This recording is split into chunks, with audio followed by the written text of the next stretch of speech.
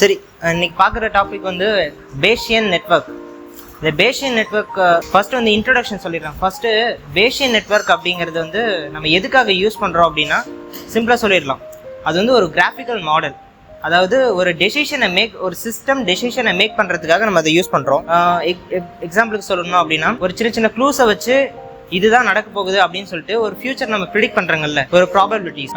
For எக்ஸாம்பிளுக்கு gambling பண்ணுறாங்கல்ல, நிறைய இடங்கள்ல வந்து இப்போ கிரிக்கெட் நடக்குது, ட்ரீம் 11 வந்து அவங்க விளையாடுறத பார்த்துட்டு ஓகே இவங்க நல்லா விளையாடுவாங்க, விளையாட மாட்டாங்க, இவங்க வந்து இந்த ஷாட் தான் அடிக்கிறாங்க, இதெல்லாம் பார்த்துட்டு ஓகே நான் இவங்க ஜெயிப்பாங்க, இவங்க ஜெயிக்க மாட்டாங்க அப்படின்னு சொல்லி பெட் கட்டுறாங்கல்ல, இதுதான் ப்ராபபிலிட்டின்னு சொல்லுவாங்க. இந்த மாதிரி விஷயங்களை வந்து ஒரு சிஸ்டம்க்கு நம்ம கற்றுத்தரது அப்படிங்கிறது தான் அங்கே யூஸ் பண்ணுறது அந்த பேஷியன் நெட்வொர்க்.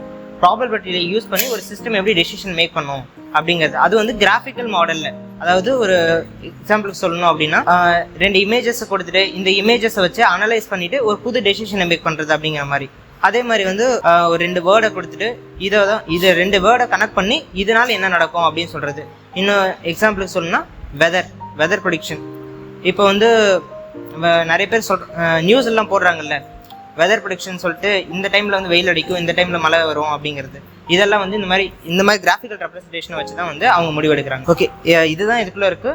இதை வந்து கொஞ்சம் ரெஃபர் பண்ணிக்காங்க. Types of Bayesian network. இதில் மொத்தம் வந்து 5-6 டைப்ஸ் இருக்குது. பட் வந்து முக்கியமானது அப்படிங்கும்போது எதையும் டிபெண்ட் பண்ணாமல் இண்டிபெண்ட்டாக இருக்கிறதுங்கிறது 4 தான்.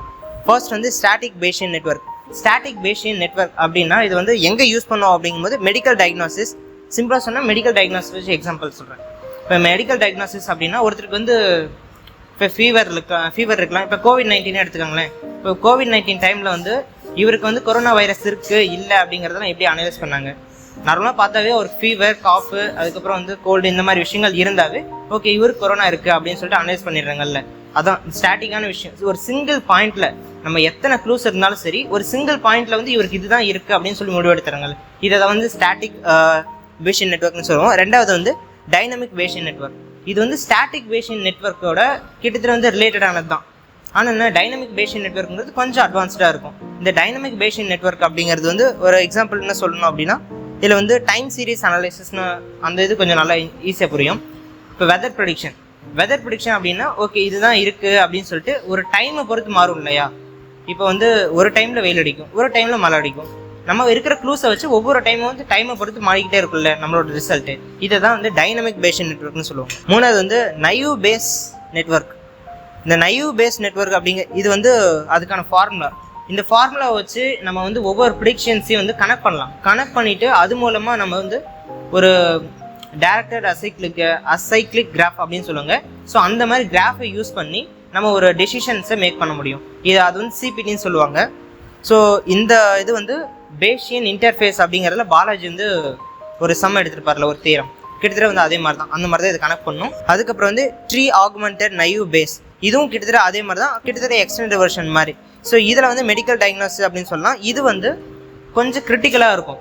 ஃபார் எக்ஸாம்பிளுக்கு இப்போ ஒருத்தர் ஹார்ட் அட்டாக் வருது அப்படின்னா அதுக்கான ஒரு சிம்டம்ஸ் எல்லாம் இருக்கும் இல்லையா, அது மெஷினால் மட்டும் தான் கால்குலேட் பண்ண முடியும். ஸோ அந்த மாதிரி சிம்டம்ஸ் எல்லாத்தையும் வந்து ஒரு மெஷின் லேர்னிங்க்கு வந்து ஒரு இதை வந்து மெஷின் நம்ம ட்ரெயின் பண்ணுறோம் அப்படின்னா அந்த மாதிரி இதெல்லாம் எப்படி இருக்கும் அப்படின்னு சொல்லிட்டு நமக்கு ட்ரெயின் பண்ணுவோம். அப்படி ட்ரெயின் பண்ணும்போது அது வந்து ஒரு ட்ரீ பேஸ்டில் இந்த விஷயம் நடந்துச்சுன்னா அதுக்கு கீழே இதுதான் நடக்கும் அப்படின்னு சொல்லிட்டு அதுவே வந்து ஒரு ட்ரீ மாதிரி ஒரு ஸ்ட்ரக்சரில் இருக்கும்.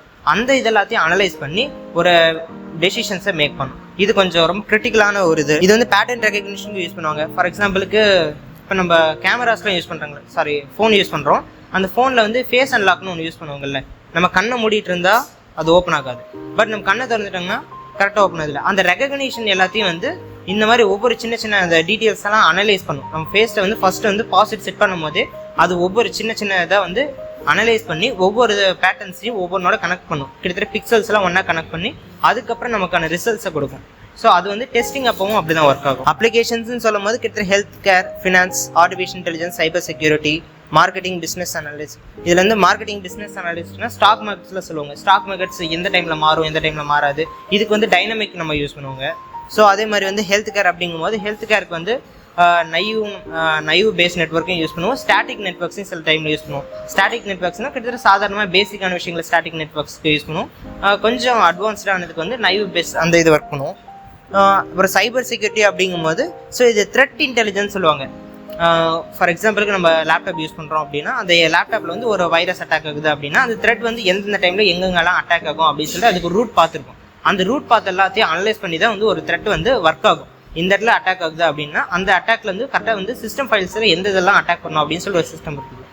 ஸோ அந்த மாதிரி அப்படிங்கிற மாதிரி விஷயங்களை வந்து சைபர் செக்யூரிட்டியில் யூஸ் பண்ணுவாங்க. இப்போ ஆர்டிஃபிஷியல் இன்டெலிஜென்ஸ் அப்படின்னா natural language processing, machine translation, இதுக்கெல்லாம் வந்து இதை யூஸ் பண்ணுவாங்க. இன்னும் சொல்லணும் அப்படின்னா இப்போ நான் வந்து ஆஃபீஸ் போகிறேன் அப்படின்னா இன்னைக்கு நைட் மழை பெஞ்சிருக்கு, நாளைக்கு காலையில் நான் ஆஃபீஸ் போகிறேன், இன்னைக்கு நைட் மழை பெஞ்சது எனக்கு தெரியல. நான் அடுத்த நாள் ஆஃபீஸ் போகும்போது ஒரு சில இடங்களில் டிராஃபிக்காக இருக்கும், தண்ணி தேங்கி இருக்கிறனால டிராஃபிக்காக இருக்கும், ரோடு ஈரமாக இருக்கும். இந்த 2 விஷயம் தான் எனக்கு தெரிஞ்சிருக்கு. ஆனால் மழை பெஞ்சதுங்கிறது எனக்கு தெரியல. ஸோ அப்போ ரோடு பார்க்கறதுக்கு ஈரமாக இருக்குது, அங்கங்கே தண்ணி தேங்கி இருக்குது, டிராஃபிக் இருக்குது அப்படின்னா இது 2 விஷயத்தை வச்சே நான் வந்து அனலைஸ் பண்ணிடலாம். ஸோ அப்போ நேற்று நைட்டு மழை வந்திருக்கு அப்படிங்கிற மாதிரி இந்த மாதிரி விஷயங்கள் எல்லாத்தையும் வந்து ஒரு மெஷினுக்கு ட்ரெயின் பண்ணுறது அப்படிங்கும்போது அந்த இடத்துல வந்து இந்த மாதிரி எல்லா விதமான நெட்வொர்க்ஸையும் வந்து நம்ம வந்து ஆர்டிஃபிஷியல் இன்டெலிஜென்ஸில் யூஸ் பண்ணுவோம். ஃபினான்ஸுங்கிறது கிட்டத்தட்ட ஸ்டாக் மார்க்கெட் மாதிரி தான். இதோட அட்வான்டேஜஸ் அண்ட் லிமிடேஷன்ஸ் அப்படின்னு பார்க்கும்போது அட்வான்டேஜஸ்னால் இதனால் வந்து நம்ம முடிவெடுக்க முடியாத நேரங்களில் வந்து ஒரு மெஷினால் இது நமக்கு முடிவெடுத்து தர முடியும். பேசிக் நெட்வொர்க்ஸ்னால் இப்படி தான் கனெக்ட் ஆகும் அப்படின்னு சொல்லிட்டு நம்ம அது ப்ரோக்ராம் பண்ணிட்டோம் அப்படின்னா எந்த ஒரு சுச்சுவேஷனுக்கும் வந்து நம்ம எமோஷன்ஸோட கனெக்ட் ஆகும். ஆனால் ஒரு மிஷின்ஸ் வந்து எமோஷனோட கனெக்ட் ஆகாது. அப்படிங்கும்போது டெசிஷன்ஸ் பர்ஃபெக்ஷனாக இருக்கும். அதுக்காக பேசிக் நெட்வொர்க்ஸை யூஸ் பண்ணுவாங்க. ஸோ ஸ்கேலபிலிட்டி, ஃப்ளெக்சிபிலிட்டி, இன்டர்பிரட்டபிலிட்டி கிட்டத்தட்ட அதே மாதிரி தான். இது வந்து நம்ம எவ்வளோ வேணாலும் யூஸ் பண்ணிக்கலாம். பட் சில டைமில் வந்து இந்த மாதிரி ஒரு மெஷின்ஸை வந்து ட்ரைன் பண்ணும்போது அதே ஒரு ஹார்ட்வேர் ரிலேட்டடாக இருந்துச்சுன்னா அது கொஞ்சம் காஸ்ட் எஃபிஷியன்ஸாக தான் இருக்கும். பட் வந்து நார்மலாக நம்ம வந்து சின்ன சின்ன சிஸ்டம்ஸில் இது பில்ட் பண்ணும்போது நமக்கு நார்மலாக வந்து காஸ்ட் எஃபிஷியன்சி கம்மியாக இருக்கும். அதுக்கப்புறம் லிமிடேஷன்ஸ்னு பார்க்கும்போது இதை வந்து பில்ட் பண்ணுறது கொஞ்சம் ரொம்ப கஷ்டமான விஷயம். ஃபார் எக்ஸாம்பிளுக்கு நம்ம ஒரு மிஷினுக்கு வந்து பேசிக் நெட்வொர்க்ஸை யூஸ் பண்ணி எமோஷன்ஸ் ட்ரைனிங் கொடுக்குறோம் அப்படின்னா ஒவ்வொருத்தரும் வந்து ஒவ்வொரு விதமான எமோஷன்ஸை வெளிப்படுத்துவாங்க. ஒருத்தர் சிரிப்பாங்க, ஒருத்தர் வந்து அழுவாங்க. ஒரே ஒரு மனுஷன் வந்து ஒரு நேரத்தில் வந்து பல எமோஷன்ஸை வெளிப்படுத்தும். அப்படி வந்து ஒவ்வொரு எமோஷன்ஸையும் நமக்கு மெஷினை கொடுத்து ட்ரெயின் பண்ணுறது அப்படிங்கிறது ரொம்ப கஷ்டமான விஷயம். பட் ட்ரெயின் பண்ணலாம், அது இம்பாசிபிள்னு சொல்ல முடியாது, பாசிபிள் தான், கொஞ்சம் காம்ப்ளெக்ஸான விஷயம். ஸோ அந்த காம்ப்ளெக்ஸ் தான் இதில் சொல்கிறோம். அதுக்கப்புறம் கம்ப்யூட்டேஷனல் காஸ்ட், டேட்டா டிபெண்டன்சி, இதெல்லாம் அதோட லிமிடேஷன்ஸ், கொஞ்சம் காஸ்ட் அதிகமாக இருக்கும்.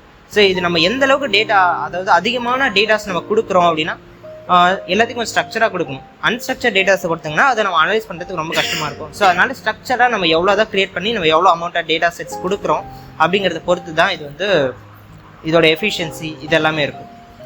அவ்வளோ.